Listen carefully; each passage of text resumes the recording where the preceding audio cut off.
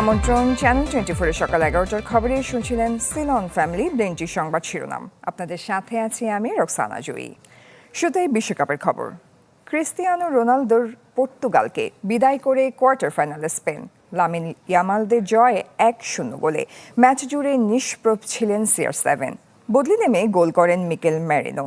অন্তিম মুহূর্তে পার্থক্য গড়ে দেন আর্সেনাল তারকা। এটাই শেষ বিশ্বকাপ, তবে স্পেন ম্যাচটা শেষ নয়। বরাবরের মতো আত্মবিশ্বাসী রোনালদো জানিয়েছিলেন এই বার্তা।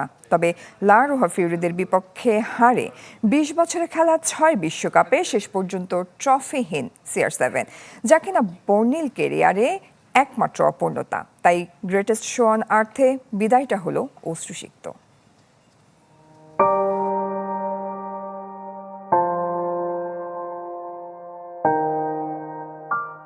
রূপকথার মতো সমাপ্তি কে না চায়?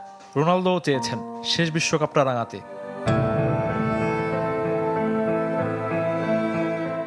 বর্ণিল ক্যারিয়ারে কত ট্রফি তো জিতেছেন, কিন্তু সবচেয়ে বড় শিরোপাটা অধরাই থেকে গেল। স্বপ্নভঙ্গ হওয়ায় অশ্রুসিক্ত CR7। ট্রফি ছুঁতে না পারলেও কোটি কোটি ভক্তের হৃদয় ছুঁয়েছেন পর্তুগিজ মহাতারকা। ফুটবল ইতিহাসে অনেক কিংবদন্তির বিশ্বকাপ জেতা হয়নি, সেই তালিকায় যোগ হলো ক্রিস্টিয়ানো রোনালদোর নাম। এবারের বিশ্বকাপ যাত্রায় তার ব্যক্তিগত পারফরম্যান্স কেমন ছিল? গ্রুপ পর্বে নবাগত উজবেকিস্তানের বিপক্ষে 2 গোল, যারা কিনা আর 3 ম্যাচই হেরেছে। আর রাউন্ড অফ 32-এ ক্রোয়েশিয়ার বিপক্ষে স্কোরশিটের নাম তুলেছিলেন, সেটা পেনাল্টি থেকে। শেষ 16-য় নিষ্প্রভ ছিলেন পর্তুগিজ সুপারস্টার। জার্মানিতে শুরু, যুক্তরাষ্ট্রে শেষ। 20 বছরে খেলেছেন 6 বিশ্বকাপ, 27 ম্যাচে গোল 11টি, সঙ্গে আছে একাধিক অ্যাসিস্ট। সব আসরেই ছিলেন দলের ভরসার প্রতীক। সব আসরে গোল করার বিরল কীর্তিও আছে তার। তবে ইয়ামালদের কাছে হেরে অপ্রত্যাশিত এক রেকর্ড গড়েছেন ক্রিস্টিয়ানো রোনালদো। বিশ্বকাপে তার ম্যাচ হারের সংখ্যা এখন 8টি। এর আগে মেক্সিকোর কারবাহাল আর দক্ষিণ কোরিয়ার হংমিও রোনালদোর সমান ম্যাচে হেরেছেন। বিশ্বকাপ না জিতলেও তার অর্জনের পাল্লাটা ভারী। ব্যালন ডিওর জিতেছেন 5 বার, আছে সমান সংখ্যক চ্যাম্পিয়ন্স লিগ শিরোপা। 4 ক্লাব বিশ্বকাপের সঙ্গে আছে একাধিকবার লিগ জেতার কীর্তি। UEFA Nations League, European Championship লিগের ট্রফিও জিতেছেন। ক্যারিয়ারে গোলের সংখ্যা 1000-এর দ্বার প্রান্তে। ক্যারিয়ারে এমন অনেক অর্জন থাকলেও গ্রেটেস্ট শো অন আর্থে প্রত্যাশার প্রাপ্তি কখনো এক বিন্দুতে মেলেনি। তাই বলে কি ক্রিস্টিয়ানো রোনালদোকে ভুলে যাবে ফুটবল বিশ্ব? শফিউদ্দিন শাওন, চ্যানেল 24। এদিকে যুক্তরাষ্ট্রকে 4-1 গোলে উড়িয়ে কোয়ার্টার ফাইনালে বেলজিয়াম। জোড়া গোল করেছেন চার্লস ডি কেটেলারা। এছাড়া স্কোর শিটে নাম তোলেন লুকাকু ও ফানাকে। ম্যাচের শুরুতেই লিড পায় বেলজিয়াম। 9 মিনিটে বক্সের ভেতর বল পেয়ে দলকে এগিয়ে দেন কেটেলারা। এদিকে শেষ 16 ম্যাচে রাতে নামছে ডিফেন্ডিং চ্যাম্পিয়ন আর্জেন্টিনা। লিওনেল মেসির প্রতিপক্ষ মোহাম্মদ সালার মিশর। কাউকে একক ফেভারিট মানতে নারাজ আলবিসেলেস্তে কোচ লিওনেল স্কালুনি। 2 দলের একমাত্র দেখায় জয়ের হাসি হেসেছিল আর্জেন্টিনা। এই ম্যাচে দলে একাধিক পরিবর্তনের ইঙ্গিত স্কালুনির। নিকোলাস তাগলিয়াফিগোর ফেরা প্রায় নিশ্চিত। লতারো মার্টিনেজের জায়গায় হুলিয়ান আলভারেজ শুরুর দলে জায়গা করে নিতে পারেন। আটলান্টায় রাত 10টায় শুরু হবে ম্যাচ। রাউন্ড অফ 16-এর অন্য ম্যাচে নামছে ইউরোপিয়ান আন্ডারডগ সুইজারল্যান্ড ও লাতিন ডার্ক হর্স কলম্বিয়া। যে ম্যাচ আলোচনায় কলম্বিয়ার আক্রমণের বিপক্ষে, সুইজারল্যান্ডের ইস্পাত দৃঢ়রক্ষণে। কানাডার ভ্যাঙ্কুভারে রাত 2টায় মুখোমুখি হবে 2 দল। বিশ্বকাপে আগের এক দেখায় জয়ী হামেস রড্রিগেজের কলম্বিয়া। এবারে অন্যান্য সংবাদ। 3 দিনের ভারী বৃষ্টিতে বিপর্যস্ত 3 পার্বত্য জেলা।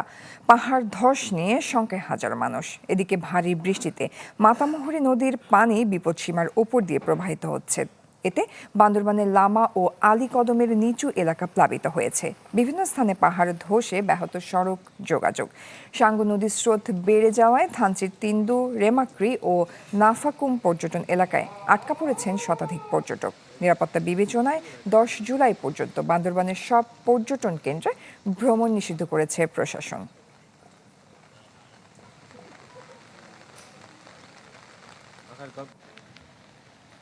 দর্শক, ভারী বৃষ্টিতে চট্টগ্রামের বিভিন্ন স্থানে সৃষ্টি হয়েছে জলাবদ্ধতা, এতে দুর্ভোগে পড়েছে মানুষ। এ বিষয় নিয়ে আরও খবরাখবর জানাতে আমাদের সাথে যুক্ত হচ্ছেন সহকর্মী রনি দত্ত। যুক্ত হচ্ছে তার সাথে। রনি, আপনার ওখানে জলাবদ্ধতা আমরা দেখতে পাচ্ছি, চট্টগ্রামের এই জলাবদ্ধতা অনেক পুরনো। বিস্তারিত জানাবেন, এখনকার পরিস্থিতি কি, প্রশাসনের উদ্যোগ কি, সবকিছু মিলিয়ে। জয়ী, আসলে যে ভারী বৃষ্টিপাত আপনি দেখতে পাচ্ছেন এখনো যে বৃষ্টিপাতটি হচ্ছে সেটি কিন্তু অত্যন্ত ভারী বৃষ্টিপাত। সেই বৃষ্টিপাতের কারণে চট্টগ্রামের বিভিন্ন জায়গায় আসলে জলাবদ্ধতা সৃষ্টি হয়েছে এবং আমি এখন আছি চট্টগ্রামের আগ্রাবাদ এলাকায়। সেই আগ্রাবাদের আমি এই যে ব্যাপারীপাড়া, এখানে দেখেন যেই এলাকাটি আছে ব্যাপারীপাড়ার কাঁচা বাজার থেকে শুরু করে ওদিক দিকে যে কর্ণফুলী যে রোডটি চলে গেছে, সেখানেও কিন্তু আসলে এত বেশি পানি, কোথাও হাঁটু পরিমাণ, কোথাও কোমর সমান পরিমাণ পানি। আপনি দেখতে পাচ্ছেন একটি রিক্সা হয়তো আসছে, সেই রিক্সাটিও কিন্তু আসলে একেবারে যে চাকাগুলো সেগুলো কিন্তু পানিতে তলিয়ে গেছে। তো স্বাভাবিকভাবে বলা চলে যে আসলে চট্টগ্রামে শুধু এই ব্যাপারীপাড়া না, এখানে নগরে আরও বিভিন্ন যে এলাকাগুলো রয়েছে, বিশেষ করে পাঁচলাইশ, কাতালগঞ্জ এবং আগ্রাবাদ, ছোটপুল এবং একই সাথে যে রামপুরা, এরকম যেসব এলাকাগুলো রয়েছে সেখানে কিন্তু এরকম পানিতে তলিয়ে গেছে এবং মানুষজনের যে দুর্ভোগ সেটি কিন্তু আমরা আসলে লক্ষ্য করছি। আমরা হয়তো একটু মানুষের সাথে একটু কথা বলবো। আমরা একটু আপনার সাথে কথা বলি যে আপনারা আসলে এখানে পানিতে খুব বেশি দিকে চলাচল করছেন, কি অবস্থা কিন্তু বলবেন? পানি তো এখন তো বর্ষাকাল তো পানি একটু হবে, এখন তো বর্ষাকাল চলতেছে। আর এটা তো আপনাদের কি কষ্ট হচ্ছে একটু যদি বলতেন। কষ্ট হচ্ছে, আমি গতকাল বিকেলবেলা আসিনি, আজকে একটু ফর্সা হবে, মানে বৃষ্টি কম হবে এই হিসাবে। এখন দেখতেছি আর আজকে আরো বেশি। এখন এটা তো মানুষের হাত নাই বৃষ্টির। আচ্ছা, আমরা একটু কথা বলি যে আরো যারা আছেন, আপনারা এখান থেকে এখানে চলাচল করেন, একটু বলতেন যে আপনাদের এখানে কি রকম কষ্ট হচ্ছে চলাচল করতে, কি ধরনের কষ্ট হচ্ছে? যেমন পানি বেশি, এগুলো পানির জন্য হাঁটাফেরা করতে পারছি না, যেমন ঘর থেকে বার হতে পারছি না।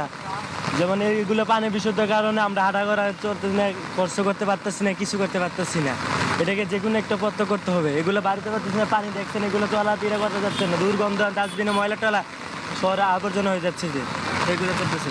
ধন্যবাদ আপনাকে। আমরা দেখতেছি এখানে যে বাজার সদাই আছে, এখানে একটি বাজার রয়েছে, কাঁচা বাজার, ব্যাপারী কাঁচা বাজার, সেখানেও কিন্তু যারা বাজার করছেন বা ব্যবসায়ীরা করছেন তারাও কিন্তু দুর্ভোগে পড়ছেন। আপনারা এখানে এদিকে যাতায়াত করেন বা কি অবস্থা যদি বলবেন, যে মানুষ এখানে পানির যে কি অবস্থা, আপনারা কি দুর্ভোগটা পোহাতে হয়? এটা পানিটা মনে করেন আমরা নালাটা জাম হয়ে রয়েছে দেখে মনে হয় পানিটা আটকে গেছি গিয়া। এই আমরা কোনো সময় পানিটা দেখছি না, ব্যাপারে নতুন দেখলাম, 2-5 বছরের ভিতরে নতুন দেখলাম এই পানিটা 1 ঘন্টার ভিতরে জমে গেছি গিয়া নালা পথর কারণে। আর এখানে ব্যবসা বাণিজ্য যারা করছে তাদের তো কষ্ট হচ্ছে। তারাও তো কষ্ট হয়, বিভিন্ন মাল নষ্ট হয়ে গেছে গিয়া, মাল বাইসে গেছি গিয়া, মাল রোডের উপরে গেছি গিয়া, মাল ক্ষতি হয়েছে, কাঁচা মাল তো নষ্ট হয়ে গেছে গিয়া প্রচুর। ধন্যবাদ আপনাকে। জয়ী, আসলে পানির যে জলাবদ্ধতা নিরসন, সেই নিরসন করার জন্য এখানে যে একটি প্রকল্প চলছে, জলাবদ্ধ প্রকল্প, তারাও কিন্তু কাজ করছেন। সেখানে যারা সংশ্লিষ্টরা আছেন তারা কিন্তু বিভিন্নভাবে বিভিন্ন জায়গায় পাম্প বসিয়ে পানি সরানোর চেষ্টা করছেন, কারণ এখনও আপনারা জানেন জলাবদ্ধতার যে প্রকল্পটি সেটা পুরো কাজটি এখনও সম্পূর্ণ হয়নি, কিছু জায়গায় এখনও কাজ বাকি রয়ে গেছে। তারপরেও চেষ্টা করা হচ্ছে এবং তারা বিভিন্ন উপায়ে, বিকল্প উপায়ে এখান থেকে পাম্প দিয়ে পানি সরানোর চেষ্টা করছে, মানুষের দুর্ভোগ সেটি কমানোর চেষ্টা করছেন। তারপরও যে বৃষ্টিপাত, তাতে কিন্তু আসলে বিভিন্ন জায়গায় জলাবদ্ধতা সৃষ্টি হয়েছে এবং মানুষের দুর্ভোগ বেড়েছে। তো এই ছিল এখানকার সবশেষ অবস্থা। জয়ী, রনি দত্ত, ধন্যবাদ আপনাকে। দর্শক, ভারী বৃষ্টিতে সৃষ্ট জলাবদ্ধতায় চট্টগ্রামের জনজীবনে নেমে এসেছে বিপর্যয়, সে বিষয় নিয়ে বিস্তারিত জানছিলাম আমরা। পরবর্তী সংবাদ, দুর্যোগ আসার আগেই সতর্ক করার কথা যে প্রযুক্তির, সেটি এখন নিজেই সংকটে। দেশের 5টি আবহাওয়া রাডারের 5টি অচল, ফলে উত্তরাঞ্চল, হাওর ও উপকূলের বিশাল এলাকা কার্যকর রাডার পর্যবেক্ষণের বাইরে। তবে দ্রুত ঢাকা ও রংপুরের রাডারগুলো চালু করা হবে বলে জানিয়েছে আবহাওয়া অধিদপ্তর। আবির হোসেনের রিপোর্টে বিস্তারিত, ক্যামেরায় ছিলেন কৃষ্ণ সরকার। দেশ জুড়ে এখন সক্রিয় মৌসুমি বায়ু, কোথাও ভারী বৃষ্টি, কোথাও আবার তাপপ্রবাহ। কয়েকটি জেলায় ইতোমধ্যে জারি করা হয়েছে বন্যা সতর্কতা। প্রকৃতির এমন বৃষ্টি, মেঘ, শিলাবৃষ্টি, বাতাস ও ঝড়ের গতিপথ সম্পর্কে তথ্য দেয় আধুনিক রেডার। দুর্যোগের নির্ভুল পূর্বাভাসের জন্য যা বিশ্বের সব দেশেই অপরিহার্য। রাডারের গুরুত্ব হচ্ছে অত্যন্ত স্বল্প সময়ের যে পূর্বাভাসগুলো, সেগুলোর ক্ষেত্রে রাডার অত্যন্ত কার্যকরী ভূমিকা রাখে। শুধু অত্যন্ত কার্যকরী ভূমিকা বললে হবে না, স্বল্প মেয়াদী পূর্বাভাসের মেরুদণ্ড হচ্ছে রাডার। তাই র্যাডার শুধুই একটি প্রযুক্তিগত অবকাঠামো নয়, বরং জাতীয় দুর্যোগ ব্যবস্থাপনার অন্যতম প্রধান নিরাপত্তা ব্যবস্থা। কিন্তু বাস্তবতা হলো, বাংলাদেশের আবহাওয়ার পূর্বাভাস দেওয়ার জন্য যে 5টি র্যাডার রয়েছে তার সবগুলোই এখন অচল। গত 4 তারিখ রাত্রি 8টার দিকে একটা ওখানে দমকা হাওয়া হয় এবং যার ফলে ওখানে ব্যবহৃত বৈদ্যুতিক ট্রান্সফরমারটি ড্যামেজ হয়, যার ফলে এখন রাডার স্টেশনে কোনো বৈদ্যুতিক পাওয়ার নাই, যার ফলে আমরা রাডার চালাতে পারছি না। পিডব্লিউডির ইঞ্জিনিয়ারদেরকে আমরা এটা অবহিত করছি চিঠি দিয়ে এবং তারা ইনিশিয়েটিভ নিয়েছেন।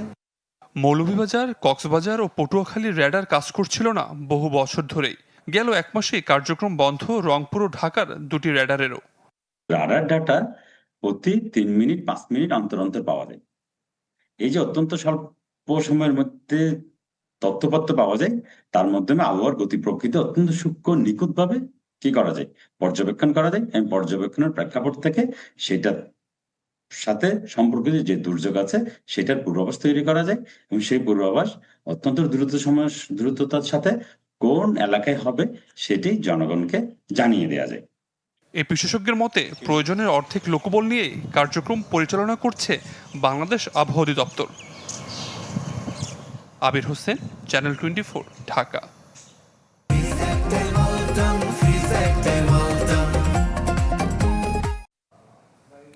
7 জুলাই 2024 কোটা সংস্কার আন্দোলনে বাংলা ব্লকেড কর্মসূচির মাধ্যমে একযোগে সড়ক অবরোধ করে শিক্ষার্থীরা। রাজধানীর প্রবেশদ্বার সহ দেশ জুড়ে সড়ক মহাসড়ক অবরোধ করা হলে চাপে পড়ে সরকার। পরবর্তীতে যার রূপ নেয় গণ আন্দোলনে। তৎকালীন বৈষম্য বিরোধী ছাত্র আন্দোলনের সমন্বয়করা বলছেন, গণ অভ্যুত্থানের 2 বছরে প্রাপ্তির চেয়ে অপ্রাপ্তি বেশি। বিস্তারিত সুলতান মাহমুদ আরিফের রিপোর্টে।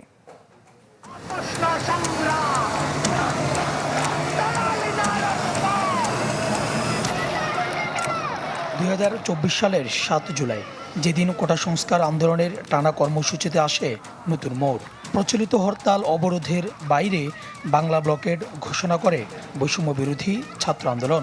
দেশ জুড়ে সড়ক মহাসড়ক অবরোধ করা হলে চাপে পড়ে সরকার।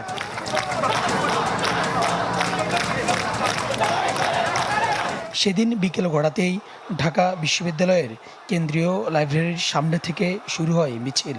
শিক্ষার্থীরা অবস্থান নেন শাহবাগ, সায়েন্স ল্যাব, নীলক্ষেত সহ গুরুত্বপূর্ণ মোড়গুলোতে।